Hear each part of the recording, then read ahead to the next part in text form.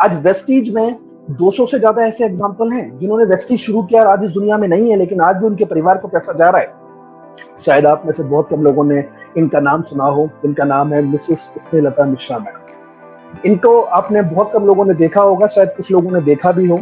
अगर आप इनको देखना चाहते हैं तो लीडिंग लेडी बुक में इनकी फोटो लगी है। ये काम कभी इन्होंने नहीं किया। ये काम बिल्कुल इनके लिए वैसा ही था जैसे लोग आपको कहते हैं। कई लोग आपको समझाते होंगे और कई लोग आपको कहते होंगे ये तो चेन बनाने वाला काम है, ये करोगे बर्बाद हो जाओगे, बेकार का काम है, पागलों का काम है। कई प्रकार से लोग आपको कई प्रकार की बातें आपके दिमाग में डालते हैं। और ठीक यही बातें ये कहा करती थी अपने हस्बैंड को, जिन्होंने ये काम शुरू किया। इनका नाम था प्रकाश शंकर मिश्रा जी। आज ये हमारे बीच इस दुनिया में नहीं है। इन्होंने एक काम शुरू किया अपने रिटायरमेंट के बाद। ये गवर्नमेंट एम्प्लॉय थे, रिटायर हुए। रिटायर होने के बाद इन्होंने ये काम करना शुरू किया। इनके 2 बेटे हैं, दोनों पेशे से सॉफ्टवेयर इंजीनियर हैं। एक अमेरिका में सेटल्ड है, एक पुणे में सेटल्ड है। बोथ आर वेल ऑफ, दोनों वेल ऑफ हैं, वेल सेटल्ड हैं। तो मैडम ने कहना शुरू कर दिया ये फालतू का काम करने की जरूरत क्या है, तुम्हारे दोनों बच्चे सेटल हैं, पेंशन आ रही है, जिंदगी इतनी कट गई है, अब जिंदगी आराम से जियो, ये फालतू का काम मत करो, बर्बाद हो जाओ। लेकिन सर मैडम को हमेशा एक ही बात कहा करते थे, ये काम मैं इसलिए नहीं करता कि मुझे अपना खर्चा चलाना है, ये काम मैं इसलिए करता हूँ कि मुझे अपना सपना पूरा करना है। और उनका सपना था लखनऊ में अपना खुद का एक बंगला बनवाना। काम करते रहे करते रहे करते रहे, तो एक टाइम ऐसा आया कि इनका चेक 50 से 55 हजार रुपए के बीच में हो गया। लेकिन मैडम इनको कहती रही ये फालतू का काम है, ये काम करोगे तो बर्बाद हो जाओगे। तो लोग आपको भी कहते हैं ये काम करोगे तो बर्बाद हो जाओगे। लोग आपको भी यही कहते होंगे ये काम करोगे तो बर्बाद हो जाओगे। लेकिन जरा आप मुझे ये बात बताइए, लोग आपको कहते हैं ये काम करोगे तो बर्बाद हो जाओगे, बर्बाद होने के लिए कोई शर्त होती है? कोई शर्त होती है? कोई शर्त होती है बर्बाद होने के लिए? आप कहेंगे नहीं, कुछ कहेंगे हाँ, लेकिन बर्बाद होने के लिए शर्त होती है। सबसे पहली शर्त होती है, बर्बाद कौन होगा? जो पहले से आबाद होगा। आबाद हम हैं नहीं, बर्बाद हम प्रॉपर हो रहे हैं। कभी आपने किसी न्यूज हेडलाइन में या कभी किसी टीवी चैनल पर ब्रेकिंग न्यूज को देखा, एक बर्बाद आदमी बर्बाद हो गया? कभी सुना आपने? आबाद हम हैं नहीं, बर्बाद हम प्रॉपर हो रहे हैं। कैसी बर्बादी है? जब हम आबाद ही नहीं है तो बर्बाद हम कैसे होंगे? तो आज इस बर्बादी को मैं जड़ से खत्म करना चाहता हूँ। जो लोग आपको कहते हैं ये काम करोगे तो बर्बाद हो जाओगे, तो पहली शर्त, बर्बाद तो वो होगा जो पहले से आबाद होगा। दूसरी चीज, बर्बादी होने के लिए बर्बाद कौन होगा? जो कुछ लगाएगा तभी तो बर्बाद होगा। जो कुछ लगाएगा तभी तो बर्बाद होगा। तो जरा सोचकर बताइए, जो कुछ लगाएगा तभी तो बर्बाद होगा। तो जरा सोचकर बताइए, इस बिजनेस में आप 50 लाख रुपए तो लगाते होंगे, लगाते हैं? आपका जवाब होगा नहीं। तो क्या 20 लाख रुपए लगाते हैं? आपका जवाब होगा नहीं। क्या 10 लाख रुपए लगाते हैं? आपका जवाब होगा नहीं।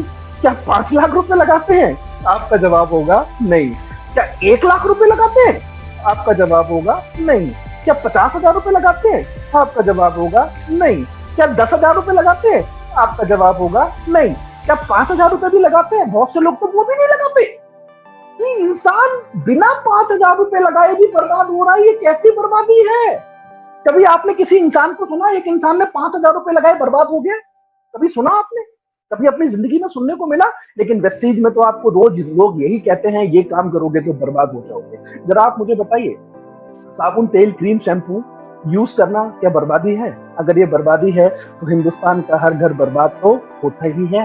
हर घर बर्बाद तो होता ही है, और इस बर्बादी को रोकने की हिम्मत आपके पास नहीं है। इस बर्बादी को रोकने की हिम्मत आपके पास नहीं है। वो बात अलग है कि कभी आपने किसी इंसान को कहते हुए सुना हो एक इंसान चाय पीते पीते बर्बाद हो गया। कभी आपने सुना?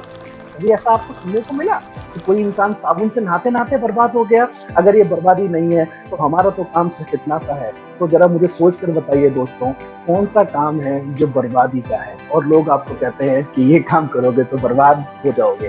तो आज के बाद अगर कोई इंसान आपको कहे कि ये काम करोगे तो बर्बाद हो जाओगे, तो जवाब ऐसा देना कि दोबारा उसकी पूछने की हिम्मत होनी नहीं चाहिए।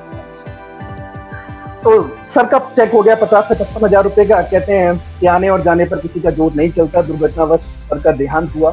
तो दोनों बेटे मैडम के पास आए और मैडम से कहा कि अब पापा नहीं रहे, अब आप अमेरिका चलना चाहती हैं या पुणे चलना चाहती हैं? तो मैडम ने कहा कि अभी मैंने कुछ डिसाइड नहीं किया कि मैं कहाँ जाना चाहती हूँ, मुझे थोड़ा समय दो, थोड़े समय बाद मैं डिसाइड करके आपको बता दूंगी कि मैं किसके साथ जाना चाहती हूँ।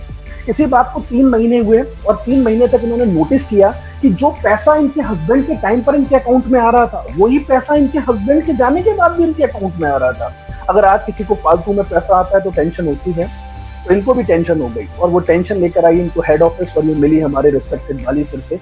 और इन्होंने बाली सर को कहा कि शायद सर आपको नहीं पता है, मेरे हस्बैंड के देहांत को 3 महीने हो चुके हैं और आपने 3 महीने में 55,000 रुपए के हिसाब से 1,65,000 रुपए मेरे अकाउंट में डाला है।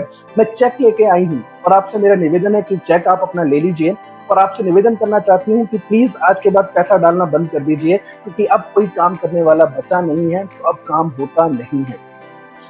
तो बाली सर ने इनसे कहा कि मैडम ये पैसा आपको इसलिए नहीं आ रहा कि आपके हस्बैंड इस दुनिया में नहीं रहे हैं, ये पैसा आपको इसलिए आ रहा है कि आपके हस्बैंड जो आपके लिए विरासत छोड़कर गए हैं, वो विरासत आपके लिए कल भी काम कर रही थी और वो विरासत आपके लिए आज भी काम कर रही है। उस दिन इन्होंने अपनी जिंदगी का सबसे बड़ा फैसला लिया, ना अमेरिका जाऊंगी ना पुणे जाऊंगी। उठाया अपने हस्बैंड का फोन, कुछ डाउनलाइन के नंबर देखे, कुछ अपलाइन के नंबर देखे और काम करना शुरू किया।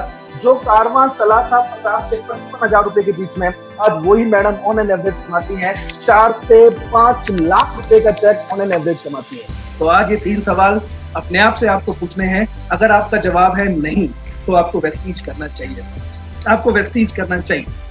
क्योंकि जब तक आप अपनी जिंदगी में विकास योजना नहीं बनाएंगे, कभी आप सोचेंगे नहीं कि आने वाले 3 साल में आपको क्या चाहिए, आने वाले 5 साल में आपको क्या चाहिए, आने वाले 10 साल में आपके पास क्या होना चाहिए, कि जब आप रिटायर होंगे, जो आज मेरे में और आप में क्षमता है काम करने की, ये पूरी जिंदगी नहीं रहने वाली। एक टाइम तो ऐसा भी आएगा कि हम भी रिटायर हो जाएंगे। वो रिटायरमेंट आपका कैसा होना चाहिए, वो रिटायरमेंट में क्या चीजें आपके पास होनी चाहिए, ये आपको सोचने की जरूरत आज है। क्योंकि जो आपने अब तक किया उसका रिजल्ट आज आपको मिल रहा है, जो अब आप करेंगे उसका रिजल्ट आपको आगे मिलेगा फ्रेंड्स।